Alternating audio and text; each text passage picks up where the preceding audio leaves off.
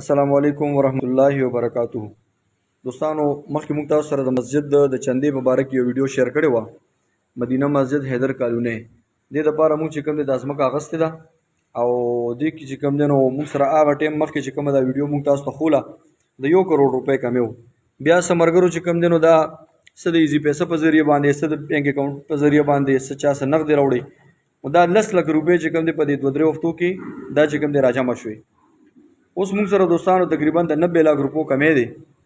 نو ټولو ملګرو ته دا خواست دی چې څومره ملګري دا ویډیو ګوري دا د مخکې شیر هم کړي. دا مخکې چې کومه ویډیو شوې وه دا تقریبا 27000 کسانو دا ویډیو کتلې وه او 750 ملګرو دا ویډیو شیر کړې وه.